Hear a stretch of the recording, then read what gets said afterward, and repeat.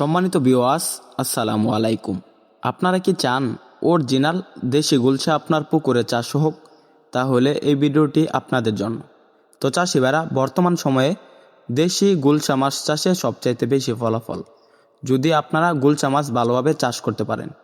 তো চাষি ভাইরা, আজকে আপনাদেরকে বলবো কীরকম সাইজের বা কীরকম গুলশা মাছ পুকুরে চাষ করবেন, সরাসরি কালচারে দেবেন কোনো নার্সিং ছাড়াই।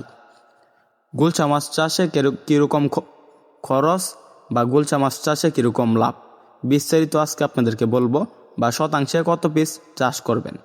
তো আগে আপনাদেরকে বলবো গুলশা মাছ কীরকম সাইজের দিবেন। দেখতে পাচ্ছেন 2 ইঞ্চি সাইজের অরিজিনাল দেশি গুলশা। এরকম যে গুলশা মাছগুলো রয়েছে পুকুরে সরাসরি কালচারে দিতে পারেন। এই মাছগুলোকে 0.5 ফিট বা নার্সারি খাওয়াতে পারেন। তো চাষি ভাইরা, গুলশা মাছ চাষে আয় ব্যয় বা খরচ কত, লাভ কত, এটা এখন বলবো। তো চাষি ভাইরা, গুলশা মাছ চাষে প্রতি কেজির পিছনে খরচ করতে হবে প্রায় 130 টাকা, বিক্রি করতে পারবেন 600 থেকে 650 টাকা।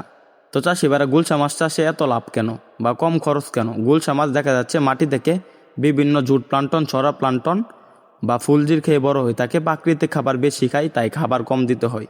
গুলশা মাছগুলোকে সরাসরি ফিট খাবার দিতে পারবেন। তো চাষি ভাইরা, গুলশা মাছ কীরকম গ্রোথ আসে? তো দেখা যাচ্ছে 6 মাস চাষ করলে 8 থেকে 10 পিসে কেজি আসবে এই গুলশা মাছগুলো, অরিজিনাল দেশি গুলশা। তো চাষি ভাইরা, গুলশা মাছ শতাংশে কত পিস করে চাষ করবেন?